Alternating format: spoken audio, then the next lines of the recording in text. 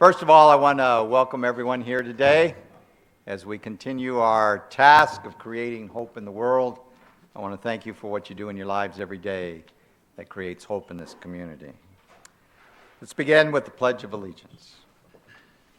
I pledge allegiance to the flag of the United States of America, to the republic for which it stands, one nation, under God, indivisible, with liberty and justice for all. This time I'm going to ask Grace Burton Edwards to hold forth with our invocation in her faith tradition. Let us pray. Thank you, O God, for the gift of water, the waters over which your Spirit hovered at creation, the water that surrounds us before we take our first breath, the water within us that keeps us alive, the water through which your children walked to freedom long ago and not so long ago, the water that allowed us to travel the globe and discover our part in the larger human family, the water that carves canyons and creates fertile soil and provides a home for creatures great and small, the water that rains down from heaven, giving life to the world. Keep us in awe of its power. Help us use it rightly. Arouse our compassion and concern for all harmed by floods and drought. Convict us when we waste or pollute this precious gift. Challenge us to protect the waters of the earth for generations yet to come. Lord, in your mercy, hear our prayer. Amen. We are blessed to be a blessing, so please give as it's been given up to you. Don't forget the cans. Okay, excellent, Grace. Thanks.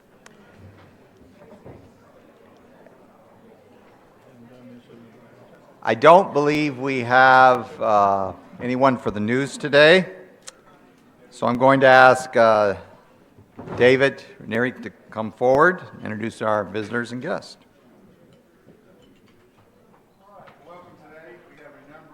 Visitors and guests joining us. And if you would, please raise your hand or stand so we can kind of put a face with a name. Tracy Van Norman's visiting us from North Columbus. Tracy is the district trainer and RLI chair. Billy Turner has brought Mitzi Claiborne. Mitzi is the wife of our speaker today, Philip, and she works at Aflac. Pat Fry brought Tarika Barnes. There's Tarika. There you are. Tarika works for United Way, and she is the Director of Community Case Management for United Way. George Flowers brought Rusty Kennedy. Rusty is the president of Andrew College. Welcome, Rusty. Adrian Chester brought Travis Porter. Travis is an intern or interning with the Greater Bellwood Baptist Church. And former President Cedric brought Artez Kelly. And Artez is also interning with Cedric and the funeral home there. And finally, Ben Taylor brought his son, Charles Taylor. Charles is a sixth grader at St. Anne Pacelli and an awesome soccer player. Please join me in giving a warm welcome to our guests and visitors today.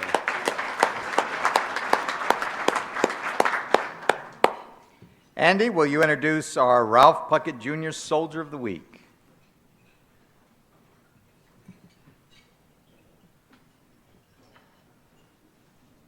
Thank you, President Tom. Fellow Rotarians, it's my honor to introduce you to Lieutenant Nate Jones.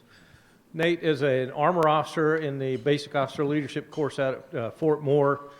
He's a 2022 graduate of the U.S. Military Academy, and you might tell by looking at him, he's athletic. He was an outside linebacker for the Black Knights football team at West Point. Nate's going to leave us here probably sometime later this year when he finishes A-Bullet, headed out to Fort Bliss. But he loves Columbus. He said in his off time, he's a personal trainer, and he goes to visit animals in care. So he goes out and helps foster care or foster animal places with their animals. So Nate, it's a pleasure to have you here today. We're going to give you a couple of gifts.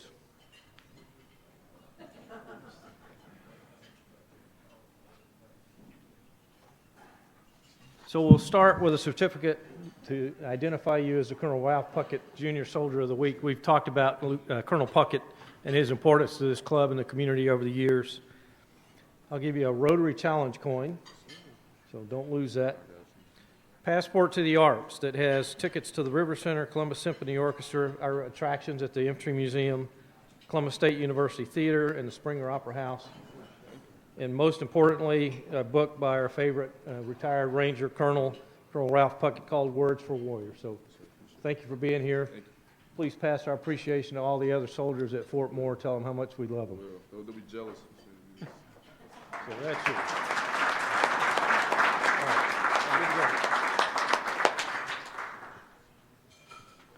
So Lieutenant Jones, on behalf of our 280 members, we're happy that you joined us today. And as Andy said, please take our wishes back to our fellow soldiers at Fort Moore and their service of our country. Christina, I believe Christina has a new member to introduce today.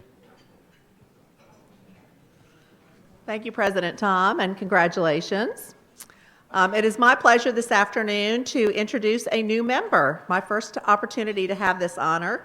This is Kern Watkins. She is the new executive director at the Columbus Symphony Orchestra. So please take a moment to introduce yourselves to you. Here, they want you a little closer to me. So I present to you today your certificate of membership, Thank you. your pin, and lots of information about Rotary, which includes basically a scavenger hunt as you work your way through your new member orientation. So please, if you are one of those people that can help her out during her orientation, introduce yourselves, make her feel welcome, and we are happy to have you be a part of our club. Thank you so much. You wanna say? Thank you, and I look forward to getting to know you all.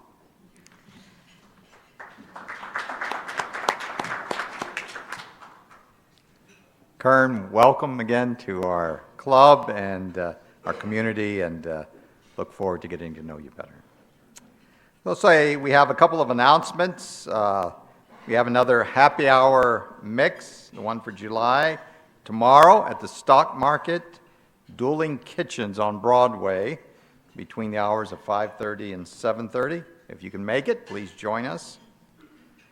Please see Barbara Smith if you would like to be one of our host families for the GRSP weekend to be held in Columbus by our club September 15th through the 17th. And find Jim or Leanne if you have not had your picture taken for the directory, or if you'd like to update your picture for the directory. Now going to ask Billy Turner to come forward. Introduce our guest today.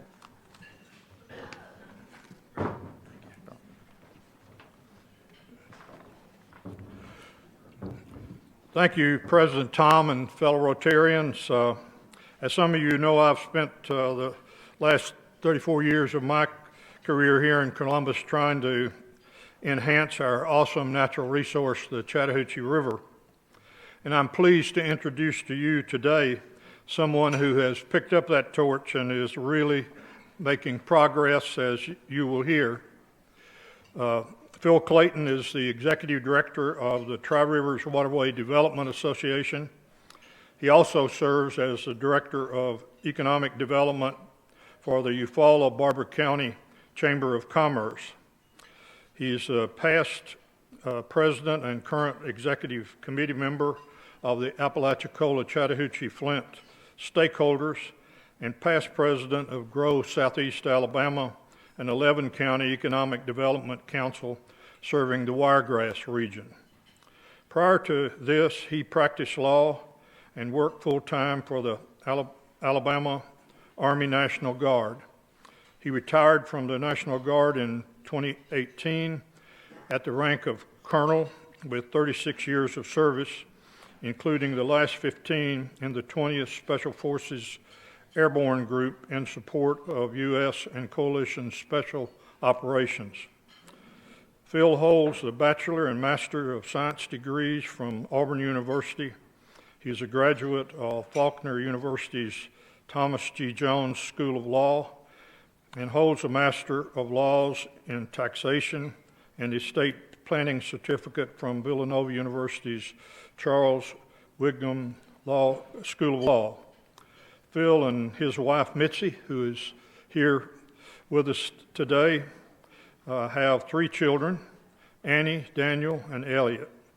They are members of the St. James Episcopal Church in Eufaula. Help me welcome Philip.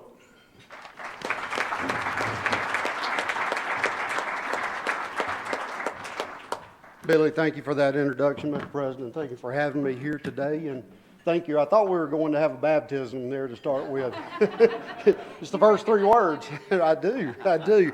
So thank y'all for having me here today. I want to take just a few minutes to tell you what I've been working on. And Billy, I'm Billy's successor. Billy carried the torch. Billy, for how many years? A long time. I don't, 6, and then Billy before him. So over the last 30 years, we have not had commercial navigation on the Chattahoochee, the Flint, and the Apalachicola River for a number of reasons. Mostly, if you talk to the Corps of Engineers, they'll tell you that it was budget constraints. And so that's been the focus of what I've been doing with TriRivers for the last 4 years, 2 years as the executive director, and then 2 years prior to that just working on behalf of the chamber in Eufaula. And so I'm going to take a minute to cover these 11 or so slides and bring everybody up to speed on what's going on, the funding that we've received, and just some ideas about the economic significance of the Chattahoochee River, Flint River, and Apalachicola River Basin in our region. And really the areas that I'm going to be talking about today are the lower portion of the green and the orange on both of these maps. Those are that's what we consider to be the navigable portion. All of the river pieces that are below the fall line, everything south of here and over in, actually the navigation on the Flint stops in Bainbridge, but the fall line's up closer to Albany, but that's the part I'm going to be talking about today. So just a few facts about the river. We've got 3 dams on that lower portion. The infrastructure there is worth about $6.2 billion in today's money. These were built back in the late 50s and early 60s. If we were to rebuild them today, it'd cost us about $6.2 billion. And so that begs the question, why has the Corps of Engineers allowed these 3 locks and dam systems, to include the spillways or floodgates, to come into a state of disrepair? That's just one of those things as a taxpayer that makes me, ask the question why. And that was the impetus behind me starting this work at the chamber, even before I knew Billy and knew about TriRivers and knew about ACF stakeholders and all those things. We've got a wonderful asset here. Between the states of Georgia and Alabama, we have as much water as the Mississippi River in just our 2 states. It's just not in one body. But we are blessed with this natural resource. Here we have 261 miles of navigable water, except for these broken locks that connect Columbus, Georgia, and Bainbridge, Georgia, with Apalachicola, Florida. And so over the last 30 years, the Corps has deferred maintenance to the point where all 3 locks are now permanently closed, and all of the spillways are in dire need of repairs. The dam up at West Point is the closest one to everybody here, and you can go up there today. It's also the newest of the 4 of those dams, and see the results of lack of maintenance. If you look at those spillway gates and all the rubber moldings on them, they leak all the time. And so we lose hundreds of thousands of gallons of water every day because of lack of maintenance. And so how do we fix all this? Well, I went to the Corps, that 36 years of Army experience. I knew a little bit about the way the federal acquisition process works and how the Army funds things. And I started asking the question. The Corps of Engineers every year in what they call the Civil Works budget gets anywhere from, started off 5 years ago at about 7.4, went up to as much as 8.6, now it's back to $7.4 billion in just that one account. And there's 192 dams in the system. 12,000 miles of navigable waterway across the U.S. That's what funds that. But surely we could get $92 million of that $7 billion or $8 billion, which is not even a rounding error if you do the math on it, but that is not possible. And it's not possible because of an Office of Management budget and a core algorithm that says that whatever your maintenance requirement is multiplied times your utilization, and that's what you get. Well, if you let the locks fail and the barges quit running, there's zero utilization. So whatever you need times zero gets you zero. So there's got to be another mechanism. Well, there are a few things that are good that came out of COVID, and the Infrastructure Investment and Jobs Act, or the bipartisan infrastructure legislation, is one of those things. $1.7 trillion worth of money. We were able to secure about 74.6 million of that for Walter F. George, which is Lake Eufaula, and Jim Woodruff, which is down on the other end. This is outside of this normal maintenance fund, so there's a high likelihood. This money is in the bank. You know, Congress has already appropriated it. So there's a high likelihood that we're going to see work starting 1 October, and I'll show you what that looks like in just a minute. But, you know, moving on along with, I printed myself an entirely too small set of slides. I can't see them without my glasses here. So back in 2020, the Corps did a study at the direction of Congressman Bishop to let Congress know how much it was going to cost to fix this system. That number was $92.4 million. And so at that 74.6, we're almost there, right? And so things are looking up. We really want to, I want to take a minute to tell you all about the beauty of our elected officials at the federal, state, and local level in Georgia, in Alabama, and in Florida, and how they have all worked together to support this effort. It has been truly an effort for the region, and not any partisanship, but everybody knowing that this is important to our region. So my hat's off to all of those elected officials at all levels for what they've done to support us here. And so at the end of the day, which is about 3 years from now, when all those locks are repaired, without ever dredging an inch of the Apalachicola River, we've got navigation about 70% of the year. And I'll get to some slides in just a second that'll show you why that's important. And once we get them going, it'll take us about $10 million a year to maintain this infrastructure. So next, let's talk about the economics. You know, that second bullet point up there, our poverty rate in the basin that I'm talking about that surrounds the Apalachicola, Chattahoochee, Flint rivers, the poverty level is almost twice the national average. National average is about 13%. We're at just a little bit north of 22% as a whole. You know, we've got some bright spots in there: Columbus, Phoenix City, Auburn, Opelika, Dothan, Albany. But outside of those, there's some significant poverty in our region. And that's one of the things that triggered me. Like, we've got what's called in economics a comparative advantage in this river. It's something that we've got that nobody else has. Why are we not taking advantage of it? And so I started making some phone calls, and I identified 27 different users that either had used the river before or could possibly use the river. Continental Carbon was the biggest one up here, and you know, unfortunately Continental went out of business. But I identified as much as about 2.1 million tons of cargo that could be moving on the river just with these 27 different users. So I called Dr. Kevon Darabi over at, he used to be at Auburn University in Montgomery. He was the chair over there in the economics department. He's the gentleman that did the economic impact analysis for Kia, for Hyundai, for Mercedes, for Mazda Toyota, and for all of our BMW over in Greenville, South Carolina. He's that guy that did all that. So I asked him to do an economic impact analysis for the ACF and what it would create if we resume navigation on this river. And we're just talking about commercial navigation. We're talking about barges. We're not even talking about the recreational aspects of this. That is to be measured in this next year and a half, 2 years with a different study. This is just commercial navigation. And I'll show you a chart that sums this up in just a second, but his analysis identified anywhere from 90 to as many as 400 barges a year. That would generate somewhere around 29,400 new jobs across the 3 states, create about a 1.99, call it $2 billion total economic output, and generate about $2.4 billion in new federal taxes.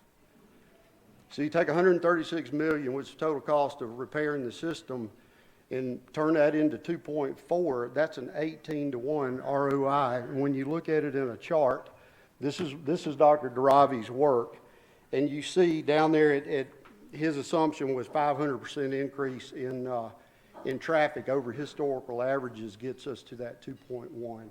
And you see the 29,000 jobs and the $2 billion in economic impact and the 18-to-1 ROI.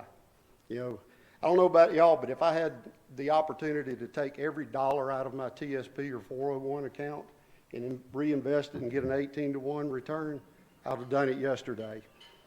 So one of those things, again, that makes you go, why are we not doing this?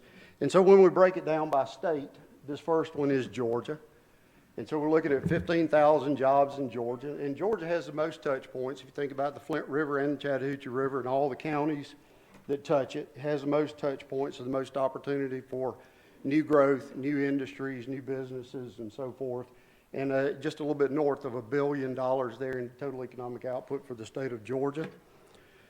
The state of Alabama is 11,500 jobs and about $750 million there. And I don't have a slide for Florida up here in this presentation, but Florida has the smallest of this total output simply because they only have about 6 touch points along the river.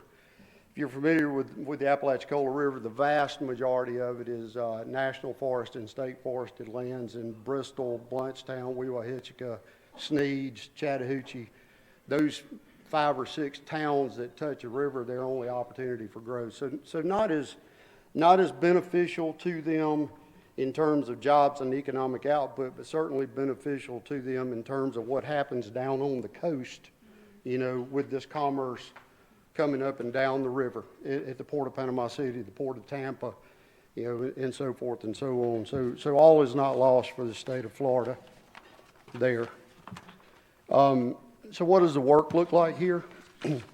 This, up until this year, this chart for the ACF, the bottom row down here, was all yellow. It was all programmed, but it wasn't funded. And there's some beauty in even that one before that, because there had not been a work plan at the Mobile District of the Corps of Engineers in 30 years that even had any work on our system on it. And now not only is it on their work plan, but all of it is funded, most all of it is funded at this point. The one yellow block you see there is George W. Andrews. That's the little lock and dam that sits just outside of Columbia, Alabama, and Dothan, Alabama. Just got word Monday that a congressionally directed ad that was sponsored by Senator Britt and Senator Tuberville cleared the earmarks or the markups on Monday. So very high likelihood that we'll get that $20.6 million in either FY24 or FY25. So within the next 3 years, according to the Corps' timeline, we should have not only the locks repaired, but all the spillways repaired too. And the beauty of that is we can control the flow and the storage of water in all of our reservoirs the way they were intended, the way they were engineered. And so just a little bit about what barges do for us. One barge can carry anywhere from 56 to as many as 70 truckloads of material, depending on what it is. Something like grain, 70 truckloads. Something like rock, you know, more like 55, 56 truckloads. So that's where that upwards of 400 barges, you know, comes from. There's a huge capacity there in terms of what a barge can carry. And we can aggregate at Walter F. George, Lake Eufaula, 6 barges and tie those together with one tug. Still burns the same amount of fuel whether it's pushing 1 or 6. And we can push as many as 3 up here to Columbus and Phoenix City. And so here's one that's always amazed me. This chart represents what a barge can move, one ton of freight on 1 gallon of fuel, a barge can move at 647 miles, a truck 145 miles. So much more efficient. Hauling 56 truckloads at that level of efficiency. And then looking at the environmental impact, a barge has 1/10 of the carbon footprint that a truck does. So there are a whole lot of reasons why we need to get back in the business of barge transportation, to include the fact that we all know if you're involved in business and transportation, fuel prices and the shortage of drivers today, this would go a long way for helping our region and also open up the opportunities for this area, Columbus, Phoenix City, to create a intermodal facility where we tie the interstates with Class 1 rail lines with barge transportation. Is a thing that's happening on the Mississippi right now that's real is containers on barges, both 20 and 40 feet, ISO containers. And all the material handling equipment is being designed and developed to handle that. So it's conceivable in the next 10 years that you could have barges coming all the way to Columbus with containers on them instead of on the highway on a truck. So a lot of goodness there. I'm often asked, well, what about Florida and the dredging? Well, like I said, we just fixed the locks and we got 70% reliability. If there's only about 9 miles of the Apalachicola River that actually need dredging that are suboptimal. And if we were to dredge that to 7.5 feet, that gets us about 90% reliability. If we go to 9 feet, which is the authorized channel depth, that gets us to about 95%. Why not 100? Well, Mother Nature, God gets a vote. High water, low water, that other 5% accounts for that. And if you're driving up and down the interstate, it's never 100% reliable. You may get behind a wreck there that delays you a half a day. So it's that sort of logic that'll never get us to 100%. But if we can get to 90% reliability, then we're in a much better place as a region. So at the end of the day, we see about 3.3 million tons of cargo, so north of that 2.1 that I spoke about earlier. And so in Dr. Daravi fashion, he always undershoots. If you know what's happening in Vance and Birmingham with Mercedes, and you know what's happening right up the road with Kia there, his estimates were all low balls, and I'm fully certain that his estimates on this is a low ball as well. So growth is only limited by our imagination. And also, like I said earlier, once we get those locks open, the amount of large vessel recreational traffic that we could see, between here and the Gulf, and also during hurricane evacuations, evacuating those vessels up the Apalachicola and Chattahoochee River to get them out of harm's way. There's a whole lot of potential for growth there in both of those industries, recreation and maintenance, and also just marinas to support those kind of vessels. But that is everything that I wanted to cover with you today. I've got some hard copies of this 11 slides on the table back in the back. I've also got a white paper that goes more in depth about the history and how we got here as a region with the Corps and with the government funding mechanisms and other things. And I have some cards back there too. If you'd like to call me, email me, text me, whatever further discussion, be happy to do that with you. And again, I appreciate the opportunity to be with you today, and I'm going to pause for a few minutes for questions, and I'll be around afterward for questions as well.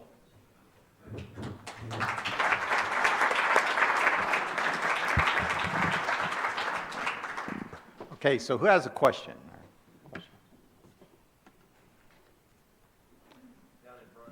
Either.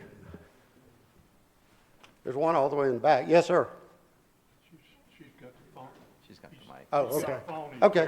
Ah, I see. Hi. These lights are shining right in my eyes. I know. What kind of local buy-in from the local business community here in Columbus do you have with this plan? Well, actually, like I said, Continental Carbon was the biggest, and they're closed now. And So I've not had a lot of success here in the Columbus, Phoenix City area with anything other than the talk of marina. And if you've ever heard of Riverway South, that old plan to establish like a recreational waypoint for large vessels, you know, we had some conversations with Jim Livingston over at the River Valley Commission about Riverway South, but not a lot here. But that doesn't mean it can't happen. The majority of these 27 are from Eufaula and Bainbridge and south, to be honest with you.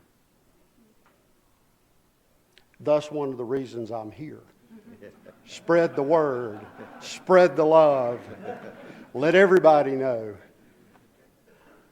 Yes, sir. Now, I do have a quick question, and you mentioned the white paper that, excuse me, talked about history. I did not know of the white paper, so my questions may be answered on that paper, so if they are, I apologize. No, I'll be happy to answer your question, but feel free to take a copy. I know at one point in time, there was a lot of barge activity along the Chattahoochee because of so much of, I mean, look where we're meeting now. There was so much industrial engineering being done on the Chattahoochee, we just had to have it. I know the state docks for the state of Alabama were just across the river. And then it stopped. When the manufacturing stopped, the barges stopped. So I guess my only question is, we see what's happened after years of lack of maintenance and lack of use. So if we go through and we actually do these renovations, we reopen things, and we get it back working and functional, we still don't have that manufacturing that was here 100 years ago. So will it be maintained? The answer to that is simply yes. And so I do know for a fact that Enviva is one example. They are looking to develop 2 wood pellet mills along the Chattahoochee River somewhere. And they're not going to do it until they have some assurance that there will be, you know, navigation will be available to them. But they're looking, those are $90 million a piece and about 130 direct employees, and about 4 to 1 indirect employees in a wood pellet mill. So there are 2 right there. One of them's probably going to be in either Russell or Stewart County, you know, to take advantage of the loblolly pine trees that we're growing today. And the other thing is, when I talk with particularly Senator Tuberville's folks, they hammer the Corps of Engineers about budgeting for maintenance once it becomes operational. And keep it in their budget worksheet every year to get that $8 to $10 million to keep it maintained. Right, that's right. Because that's the last thing we want, is to spend $130 million and then the thing fail again. Right. Yes, sir. I heard you say you have not had a lot of success in talking with the folks in Columbus about what we need to do. If you had the opportunity to speak to someone who works with the city government, what would you tell them we need to do? Well, let me clarify what I was saying here is I have not talked to a lot of industry. Yes, ma'am. I remember you from when I spoke to the council. When I spoke to the council back in November of last year, I believe it was, and you also graciously sent a resolution to the Georgia delegation on our behalf. So thank you for that.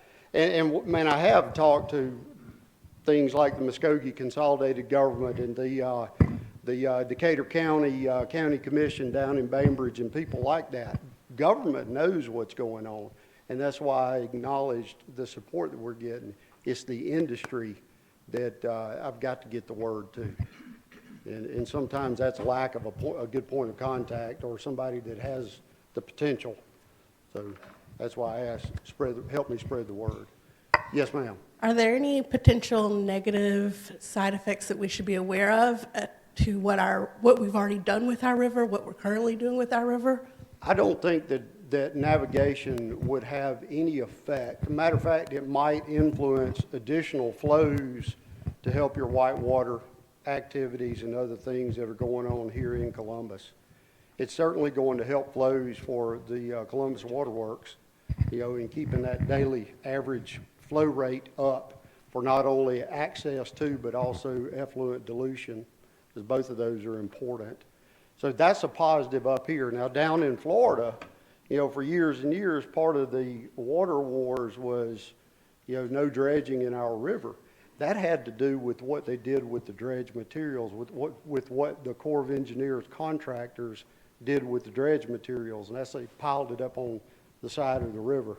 The Corps now acknowledges that there are better ways to deal with that dredge material called beneficial use, like beach restoration and habitat restoration and things like that. So people in Florida are taking a different approach to it now than they did 30, 35 years ago. Bill, you just answered one of the things I was going to ask you about on the dredging, because anybody who remembers 30 years ago, that sand would pile up on either side, usually the Alabama side. But I want to ask you about the lock down in Fort Gaines. Are they totally shut down now, or can you get an appointment only through there? It is permanently closed, Chuck. It's got some serious structural issues that they've been able to identify using X-ray technology. And right now, the Mobile District is doing the engineer make-ready work for Walter F. George. This is FY24 money, so within 45 days, they'll be able to start executing on that money, the plan that they're making today. And they will completely revitalize that lock. They'll take the gates off of it, rework all the hinges, rework the pistons and the hydraulics, and it'll be a new lock. How long has it been permanently closed? I want to say, Chuck, probably since 2012, almost a little better than 10 years. Yes, sir. Hey, Bill, if you were texting with Major General Butch Graham, the Deputy Commanding General of the Army Corps of Engineers for Civil Works, what would you ask him and what would you want him to do? I'd want him, number one, to tell the Mobile District to issue a press release telling everybody what they intend to do and how much money they're going to spend. That's an accountability issue. And I'll give you a case in point right now. We were pressing, Senator Tuberville's office actually was pressing them to do a press release on the repairs at West Point. They did not let the contract this year, so the repairs at West Point are going to be kicked down the road another 12 months, because nobody knew about it. Even the people up there in Troup County and those areas had no idea what the Corps was up to. So there's an accountability issue with the Corps of Engineers. And it's not necessarily the military guys, it's that SES or that GS-15 that's behind the green curtain pulling the levers. Right? Hey, just speaking the truth.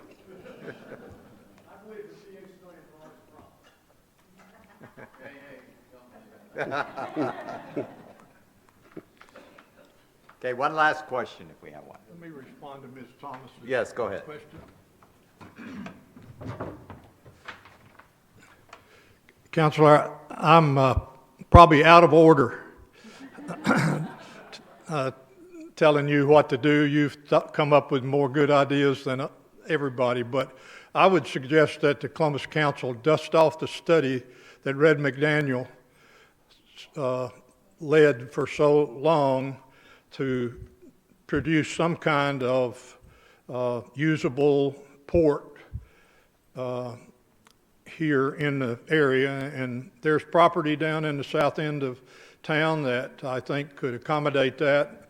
The place where we used to have the barge, it's only 9 acres. I don't think it's big enough to spend a lot of effort trying to rehabilitate that place. But the other option would be to somehow go in collaboration with Phoenix City, because they have an existing property area and old parts of the port that could be a terrific natural port for our region.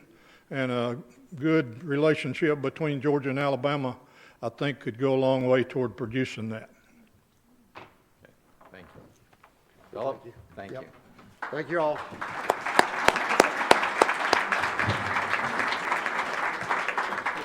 Yeah, great program today, and to commemorate your sharing, we are going to place a children's book inscribed with your name in the Columbus Library.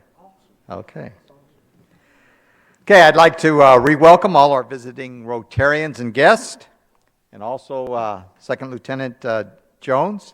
Thank you for joining us today, and please be sure to carry back our gratitude to your fellow soldiers. Reminder that you can replay today's program on Facebook or YouTube. And next week's program will be the interim police chief, Stoney Mathis, and we will invite Grace back up for the four-way test.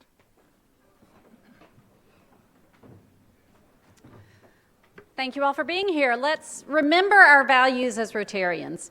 Of the things that we think, say, or do, first, is it the truth? Second, is it fair to all concerned? Third, will it build goodwill and better friendships? And fourth, will it be beneficial to all concerned? Thank you. We are adjourned.